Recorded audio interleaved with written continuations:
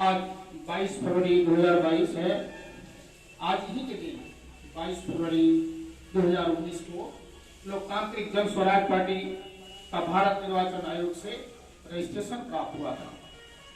तब से प्रत्येक वर्ष स्थापना दिवस मनाया जाता रहा है। लोकतांत्रिक जन स्वराज पार्टी के संविधान में अनुच्छेद 3 का क और ग, अनुच्छेद 7, अनुच्छेद 26 में यह उल्लिखित है कि कोई भी सदस्यता का वर्ष 3 वर्षों का होगा। वो भारत का नागरिक हो, 18 वर्ष से अधिक की उसकी उम्र हो, वही लोकतांत्रिक जन स्वराज पार्टी का सदस्य हो सकता है। पद का उम्र इसमें 4 वर्ष का है, तो प्रत्येक 4 वर्षों में पद का चुनाव होता रहेगा। 3 वर्ष में एक बार राष्ट्रीय कार्यकारिणी का बैठक परमावश्यक है। उसी संविधान के निर्णय के आधार पर आज 22 फरवरी 2022 को लोकतांत्रिक जन स्वराज पार्टी का 3रा वर्ष पूरा हो रहा है। इसीलिए स्थापना दिवस समारोह के साथ साथ राष्ट्रीय कार्यकारिणी की बैठक आहूत की गई है। जिस राष्ट्रीय कार्यकारिणी राष्ट्रीय परिषद की मीटिंग में अहम निर्णय लिए जाते हैं, यह लोकतंत्र का स्वभाव है, यही लोकतांत्रिक तरीका है। आज के दिन सदस्यों के द्वारा, सम्मानित पदाधिकारियों के द्वारा यह प्रस्ताव पारित हुआ कि अप्रैल महीने से सदस्यता अभियान चलाया जाएगा। निचले स्तर पंचायत स्तर का चुनाव होगा, फिर प्रखंड का चुनाव होगा, फिर जिला का चुनाव होगा, जिला के बाद प्रांत का चुनाव होगा और अक्टूबर महीने में शीर्ष पद राष्ट्रीय अध्यक्ष का चुनाव होगा। यह पहला प्रस्ताव आया, पास हुआ। दूसरा, जो निरंकुश शासन प्रणाली है, कभी लाल टोपी के डर से हम आप डरा करते थे, जो अंग्रेजों का काल कहा जाता था, परंतु आज वही दिन फिर वापस आ गया है। किसी भी ऑफिस में आप जाएं तो वहां लाल टोपी तो नहीं दिखेगा, लेकिन उसी टोपी का आभा उस ऑफिस में भरा पड़ा है। आपको भय होता है अपने ऑफिस में अपने सर्विस करने वाले से बात करने में, आप अपनी बात नहीं कर पाते हैं। उसे लगता है कि कोई आया है और वो जैसा स्तर आपका समझता हो, कोई आया है। जबकि नौकरी करने वाला कोई अपने पिताजी का नौकरी नहीं करता है, वो सर्विस करता है, उसकी सर्विस बुक होती है, वो आवाम का नौकर होता है। परंतु उसके अंदर वर्तमान शासन व्यवस्था ने ऐसा हिम्मत दे दिया है कि वो अपना असलियत भूल गया है कि वो सर्विस कर रहा है। उसके पास सेवा का भाव नहीं है, उसके पास अब दम्भ अहंकार आ गया है। तो लोकतांत्रिक जन स्वराज पार्टी ने आज दूसरा प्रस्ताव पास किया कि निरंकुश शासन प्रणाली पर अंकुश लगाने के लिए मजबूत जन आंदोलन किया जाएगा। तीसरा, देश का 80% आबादी के सुरक्षित इज्जत और आबरू के लिए फर्जी SC/ST एट्रोसिटी एक्ट, अनुसूचित जाति अनुसूचित जनजाति अत्याचार कानून जो बना है वो सही है, परंतु 9 अगस्त 18 को दोनों सदनों ने, उच्च सदन और निम्न सदन ने, इस दोनों सदनों में बैठे हुए लगभग 800 सदन सदस्यों ने इस कानून पर मुहर लगाया कि अब इसमें जांच की जरूरत नहीं है।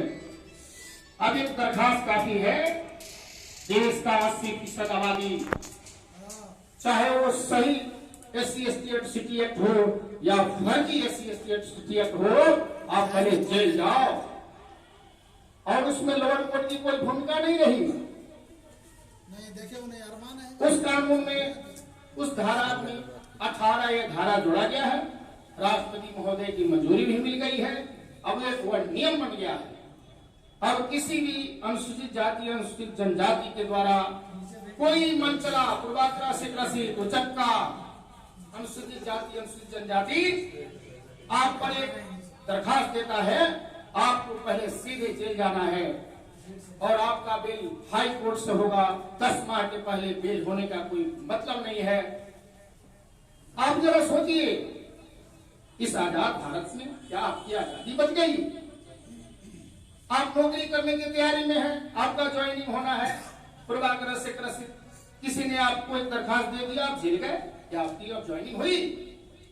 आपको विदेश जाना है, वीजा आ गया है, और किसी मनचला उचक्का दरखास्त अनुसूचित जनजाति ने आपके विरुद्ध दे दिया, आपको थानाध्यक्ष पकड़ेगा, जेल भेज देगा। अब 10 महीने में आइए, आपका वीजा पड़ा रहेगा आपके लिए। परंतु किसी जाति धर्म के नेताओं को ऐसा नहीं लगा कि हम ऐसे कानून पर मोहर क्यों लगा रहे हैं। इस आजाद भारत की आजादी हम क्यों छीन रहे हैं? इसी पर लोकतांत्रिक जन स्वराज पार्टी के सम्मानित सदस्यों ने यह प्रस्ताव पास किया है कि देश के 80% आबादी के सुरक्षित काबू के लिए फर्जी SC/ST एट्रोसिटी एक्ट से परेशान तबाह आवाम के लिए SC/ST एट्रोसिटी एक्ट में जांच उपरांत दोषी पाए जाने पर ही गिरफ्तारी सुनिश्चित हो, अन्यथा मजबूत जन आंदोलन से सरकार को मजबूर किया जाएगा। इसके बाद चौथा प्रस्ताव पारित हुआ कि सभी जाति धर्मों के कमजोर को SC/ST के दर्जे में शामिल किया जाए, क्योंकि 73 वर्षों पहले संविधान के नजरों में उच्च नीच का भेदभाव, छुआछूत का भाव का आधार बना करके SC/ST कोटि बनाया गया। परंतु वर्तमान समय में अब समाज में छुआछूत, उच्च नीच का भेदभाव नहीं के बराबर है। अब कहां कोई होटल में पूछता है कि इसके पहले कौन खाया और कौन पिया, अभी तुम्हारा कौन सा नजर है कि तुम उसी नजरों से देख रहे हो। अब तो स्टेटस आधार हो गया है, धन संपदा वैभव, यही अब उच्च नीच का भेदभाव का मापदंड है। सभी समाज के धनी अपने समाज के गरीब को अछूत समझता है। इसलिए भारत के सरकार से, इस संविधान से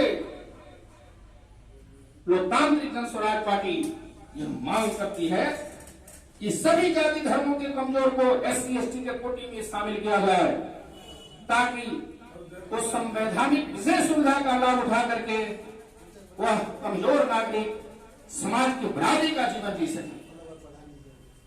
लोकतांत्रिक जन स्वराज पार्टी का 5वां जो प्रस्ताव पास हुआ है वह है कि संविधान प्रारूप समिति के 7 सम्मानित सदस्य थे। अलादी कृष्णा स्वामी अय्यर, एन गोपाला स्वामी अयंगर, डॉक्टर BR अम्बेडकर, कन्हैयालाल मानिकलाल मुंशी, सैयद मोहम्मद शाह गुला साहब, PN मित्तल साहब एवं देवी प्रसाद खेतान साहब, इन 7 सम्मानित सदस्यों की मूर्तियां देश के सभी जिला मुख्यालयों पर लगाई जाए। मात्र एक की मूर्ति लगाकर 6 को इतिहास के पन्नों से क्यों बाहर किया है? जब 7 सदस्यों की मूर्तियां लगेगी तो उसके कुल वंशज को भरोसा होगा कि हमारे भी पूर्वज संविधान के निर्माण में अपनी अहम भूमिका निभाई थी। इसलिए 7 सदस्यों की मूर्तियां देश के सभी जिला मुख्यालयों पर लगाई जाए। यदि सरकार ऐसा कार्य नहीं करती है तो मजबूत जन आंदोलन के द्वारा लोकतांत्रिक जन स्वराज पार्टी उसे विवश करेगी। इसके साथ ही 7 सम्मानित सदस्यों का जीवन परिचय तुम पाठ्यक्रमों में शामिल करो कि आवाम, छात्र छात्रा, ये सभी लोग जाने समझे कि संविधान सभा के प्रारूप समिति के 7 सदस्यों का यही नाम था, गुण था, यहां वो जन्मे हुए थे, उनके सारी बातें सबके सामने आ जाए। इसके बाद 6ठा जो प्रस्ताव पास हुआ कि देश के किसानों, नौजवानों एवं महिला सशक्तिकरण के लिए मजबूत जन आंदोलन किया जाएगा। 7वां, देश के स्वतंत्रता सेनानियों एवं अमर शहीदों की तैलचित्र जिलावार म्यूजियम बनाकर स्थापित करो। जो लोग खून बहाया, अंग्रेजों की लाठियां खाई, जेल गए, वो गायब है। यही देश है, यही लोकतंत्र है। नहीं, ऐसा नहीं चलेगा। लोकतांत्रिक जन स्वराज पार्टी ये बर्दाश्त नहीं करेगी। पूरे देश के जिला मुख्यालयों पर सभी स्वतंत्रता सेनानियों और अमर शहीदों का तैल चित्र जिलावार म्यूजियम बनाकर तुम स्थापित करो। नहीं तुम्हें करना आता है तो हम आएंगे, करेंगे। लोकतांत्रिक जन स्वराज पार्टी इन्हीं 7 प्रस्ताव को आज पास किया। अभी सभा में उपस्थित सभी सम्मानित सदस्यों का, पदाधिकारियों का हम हार्दिक स्वागत, अभिनंदन करते हैं कि आपने अपना कीमती समय दिया और राष्ट्रीय परिषद की मीटिंग को सफल बनाया। इन्हीं शब्दों के साथ जय स्वराज, जय भारत।